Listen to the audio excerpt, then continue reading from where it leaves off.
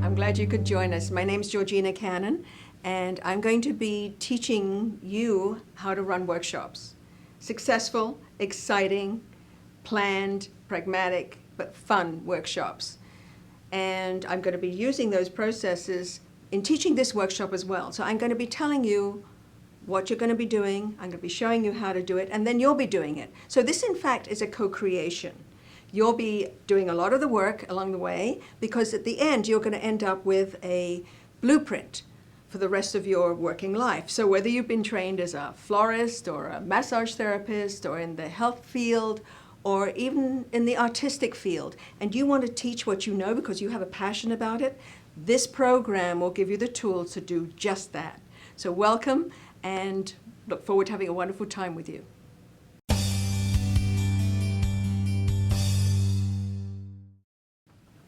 Okay, so in your book, there's the index, and what I'd like to do is to take you through the index so that you can see how this whole workshop programming flows through. So open your book and look at the index.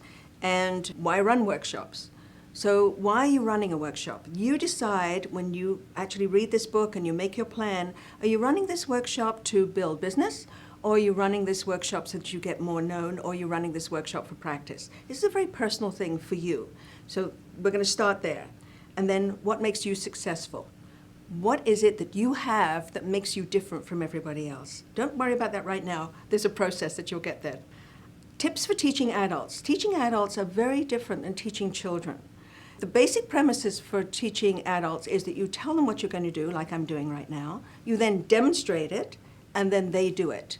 Unlike children, where we are inclined to get them to learn by rote or by reading, this is very different. So you're going to learn how to do that, and this will be a process that you're going to go through yourself.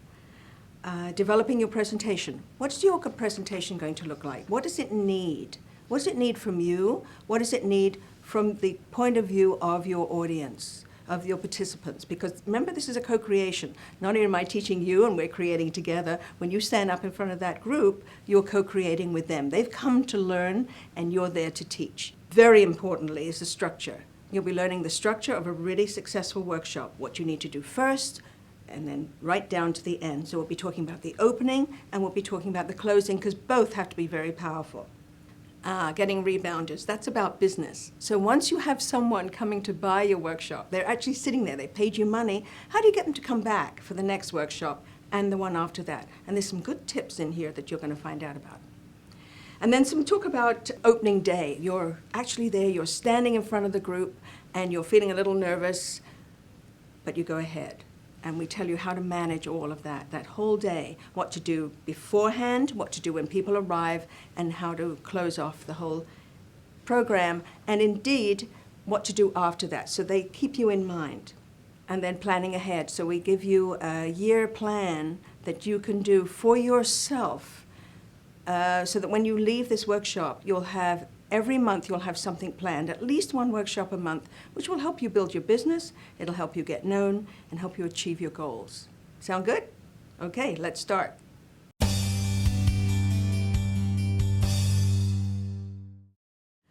So, why run workshops? Well, first of all, it builds your business, and it widens your network. It makes you sort of the local expert in your field. You also have a lot of fun, and you get to share what you know. It also helps build your bottom line for your business. Now, the first time you run a workshop, you may feel a little nervous. You may feel all sorts of emotions coming up in you that you didn't know you had. But that's okay. Like everything else in life, the more you do it, the easier it becomes and the better you get at it. So you really do need to practice. So for the first time, choose something that's going to be fairly easy for you that you'll enjoy doing, and then you'll just allow it to flow. And you'll learn from every one that you do. And by the way, that's an added benefit of running workshops. You learn as you teach. The more you teach, the more you learn.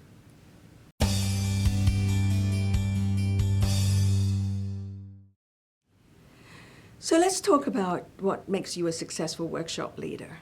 First of all, you have some knowledge that you've learned as a profession.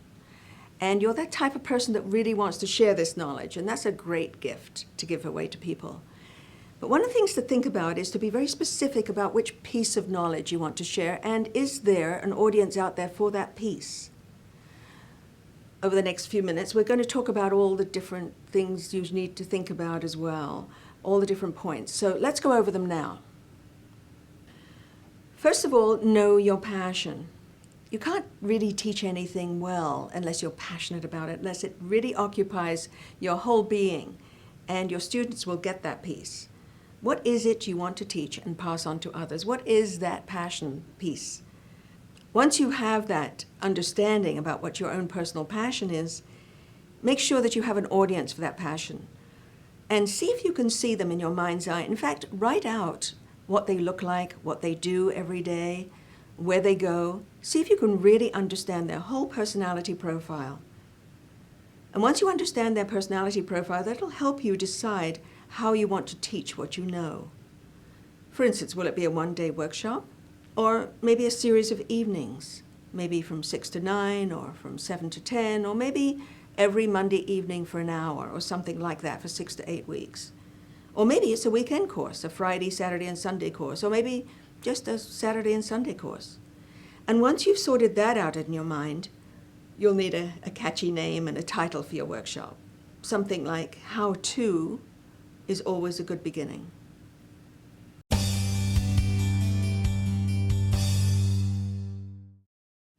So if you're going to run workshops, you need a catchy title. You need something that intrigues people, that answers the question, what's in it for me? As a consumer, what's in it for me? What is it I want to learn? So how-to titles are good. So how to bring spring into your house, how to de-stress yourself through meditation. That type of title is worth considering. So spend some time and think about what you might want to call your next workshop.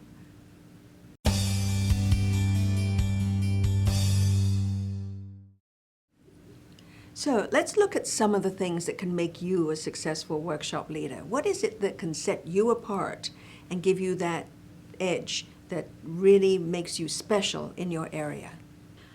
Well, first of all, passion and commitment. We've already ascertained that you need a passion for what it is you're going to teach. Secondly, there's personal stories. Personal stories are very important in teaching because they bring you into the equation. If you're talking to someone, whether it be one person or 20 or 200, they want to understand you like you want to understand them. Like anything, workshops are co-creation. So you have to bring yourself into the process. And you also need to practice what you preach, because people understand and really know when you're telling the truth from a deep core level. So you have to really practice what you preach when you're a teacher.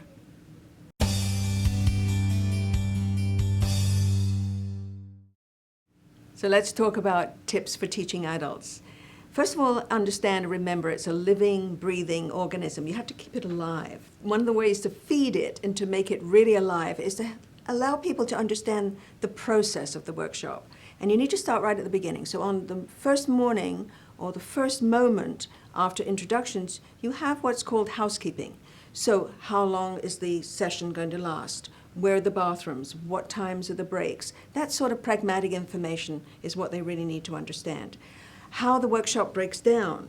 Is it going to be all day? Is it going to finish at a certain time in the evening? What can they expect? Because people don't like to go with their surprise. They want to know what to expect. So make them feel comfortable, and that's one way of doing it. Then you tell them what you're going to teach them. You're going to show them exactly how it's going to be taught, and then you're going to tell them about the practice sessions they're going to have, because people like to get involved and they like to actually practice under a watchful eye this new learning. So let's talk about the process of tell, show, and do. When you tell your participants about the workshop and about the learning and about the education they're receiving, and you weave in stories that relate directly to them, it connects with that part of the brain that they say, aha, now I know that. If you relate something new to something they already know, it makes it acceptable. And it just seems to flow into the brain because it's pre-thought through and it's pre-understood, and there's not much questioning about it. And that's even more important